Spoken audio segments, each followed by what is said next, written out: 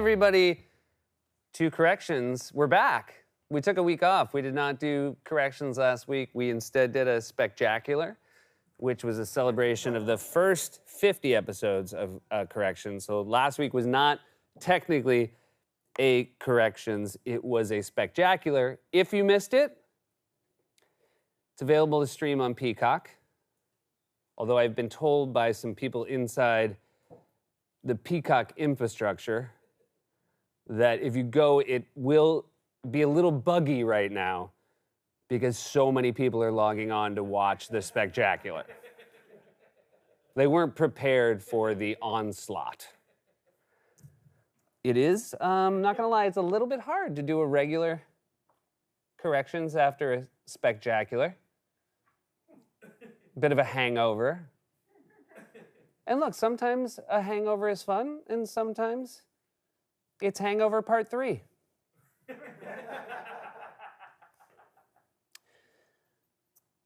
A beer koozie is a portmanteau of beer and cozy. I said it was a portmanteau of beer and koozie. That's obviously wrong. You look down your nose at something. You don't look down at your nose at something, which is what I said. And I was told if you do that, you're going to get crossed eyes. I talked about Donald Trump thinking that his favorite participant in the Hunger Games would be Joey Chestnut. Someone said something, a jackal said something I think is true, that Donald Trump would probably call Joey Chestnut Joey Hot Dog. And I think that's right. I think he would think Joey Chestnut was a guy who won a chestnut eating contest. Oh, you don't get tested for rabies. This is very important. You do not get tested for rabies. If you get bitten, you get a rabies shot out of an abundance of caution. There's no test for rabies. But if you leave a comment under a YouTube video, that's how you know you have it. The only way to test for rabies is to cut off the head and examine the brain. So if you ever see like a white van that has the words free rabies test on it, steer clear. So we had this picture of crystal meth coming in 4 different sizes. Was a punchline of a joke. And one of you said those are not 4 different bags of crystal meth. That's the same bag scaled down, which is true. Now, we had 4 different bags, but we left them out, and they went missing.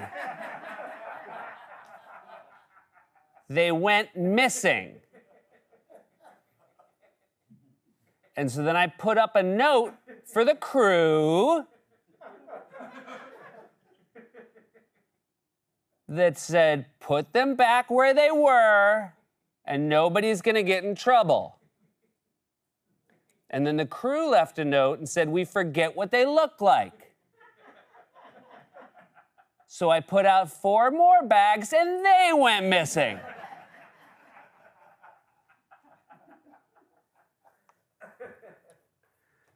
And I don't know who took it, but I do know that I went to the cue card office, which is usually a mess, and it was super organized. And someone had taken apart all the Sharpies and put them back together. Hey, this is a comment for you guys. I don't know. This is obviously, you've spent time on YouTube, in the YouTube comment section. Sometimes one of you will write first, but you're not first. It's shocking to me how often this happens, because again, as we've established, a core truth of Corrections, I'm the one who reads all these comments, and one of you will write first with an exclamation point, but you're second. Someone else is first. And I think what happens is you realize you're going to be first and you celebrate a little bit too long. I think you see and you're like, ooh, look at this, look at me, bang, bang, bang, bang, bang, bunk, and you're second.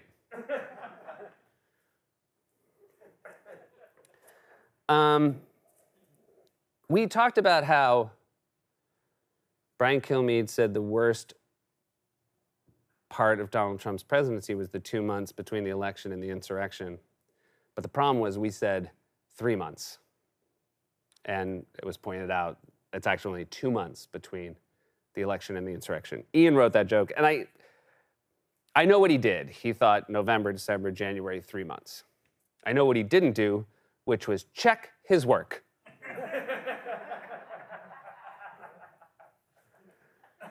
I said the plural of Batman would be Batmen. It's Batsmen.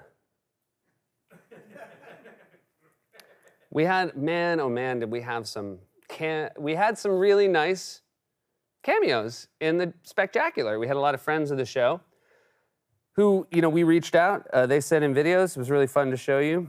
While I was working on those cameos, I realized, you know, there's that app, Cameo, where you can get celebrities to make a video for you.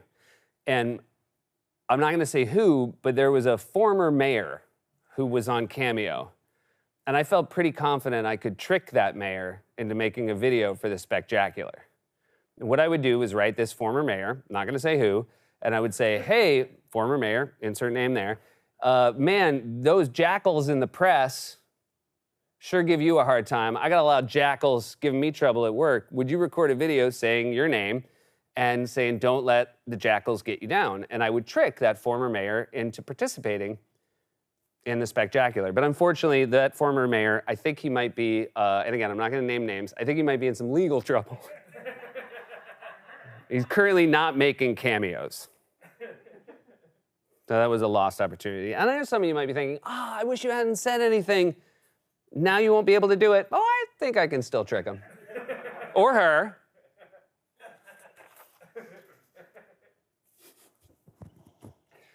This is a coincidence. This is not a segue that was planned. We had a joke about Rudy Giuliani and said that he looked like an animal in the reptile house, but then we showed a frog, and a bunch of you said that's an amphibian. Sal would like you to know he knew that, but he felt he couldn't sacrifice the comedy inherent in the words reptile house. It's always a little disappointing that it's not. It feels like is it monkeys and reptiles are the only ones at the zoo who get houses? Right? Here's what I'm saying. You want people to come to your zoo? Make it look like a tiny house. Don't make it just look like another part of the zoo that's got a roof on it. Make it look like a suburban home and just let the reptiles run loose. Or maybe you hate having people come to your zoo. Speaking of animals, we had a joke about kids playing with a bobcat. And we played audio. Very surprising. More than one of you said, that's not a bobcat, that's a mountain lion. And you got us dead to rights. We reached out, we tried to cast a bobcat. We work with one of the best animal talent agents in New York City, and it was not. The best we could do is we got, this is the mountain lion we got, Reggie Cantrell, and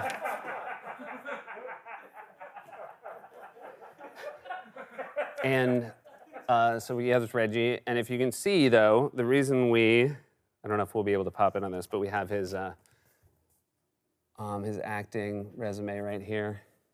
But it says that special skills and interests, he did say, great at improv, some guitar, chasing down and killing prey, good with dialects, French, bobcat, and Borat voice. So, Old Reggie Cantrell. Supposedly good to work with. Because we get him in the booth. I guess they say the hardest part is getting the headphones on. Because they're not used to hearing their own voice.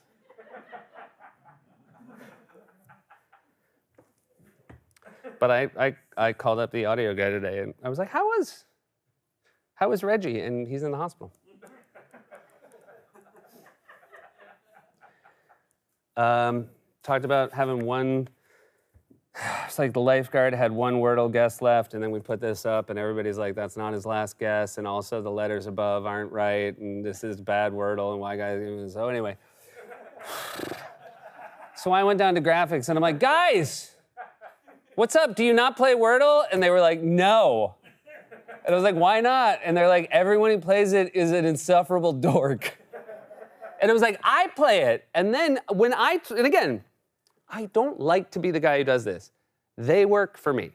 And I said, hey, I play it. And they just went like this. They went, oh, we know. And then closed the door so slow, they were like,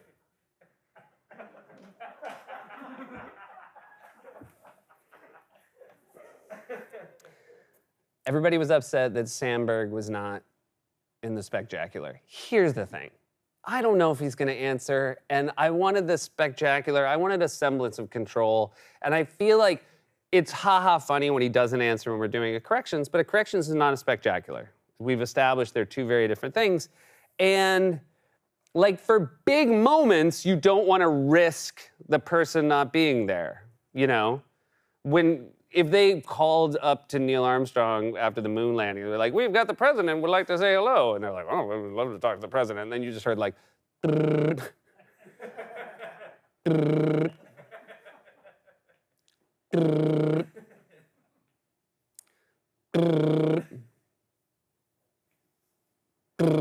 we're real sorry, Neil. I don't think he's here. We'll try him today, though. It's been a while since I've called him.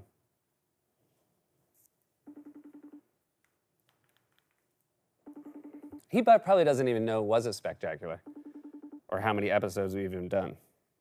He's not going to answer. See, this is it. Do you guys like this? You're like, why wasn't Andy there? Because he's a bad friend. Right, I'll leave the ringer on. He's not a bad friend. Okay. I said that Paul Revere said, the British are coming.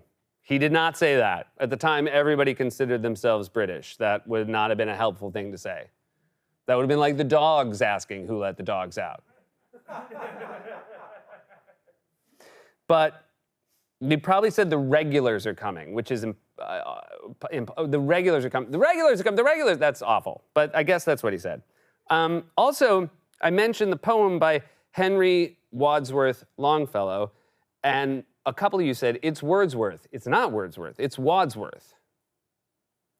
There was William Wordsworth was a poet first, and then there was Henry, it was Wordsworth. It was Henry Wordsworth Longfellow, but in the poetry union, like you can't have the same name. He's like a guild. And I went to him, they're like, we already have a Wordsworth. You got to come up with something best. And because he was a poet and he had a way with language, he said, Wadsworth. So we joked about the fact that the reason Paul Revere is the famous one, instead of Prescott or William Dawes, the other two writers, is that his name had a better rhyme scheme, you know? Revere is, you got that ear sound, a lot of words in there. So, turns out, I'm not the first person to make this observation. Turns out, in 1896, a woman named Helen F. Moore wrote a poem called The Midnight Ride of William Dawes, which was 100 years after our friend Longfellow. And it begins, I am a wandering, bitter shade, never of me was a hero made. Poets have never sung my praise, nobody crowned my brow with bays. And if you ask me the fatal cause, I answer only my name was Dawes. It finishes, history rings with his silvery name. Closed to me are the portals of fame. Had he been Dawes, and I revere, no one had heard of him, I fear. No one has heard of me because he was Revere and I was Dawes. That is The Midnight Ride of William Dawes by Helen F. Moore, of whom very little is known about Helen F. Moore. But scholars believe the F stands for Paul Revere.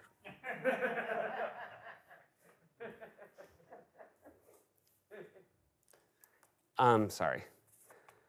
If he is open, if anybody's casting. You guys, this is, we're off and running, they say. And, we're about to take a 2-week hiatus. And that means see me in 3 weeks.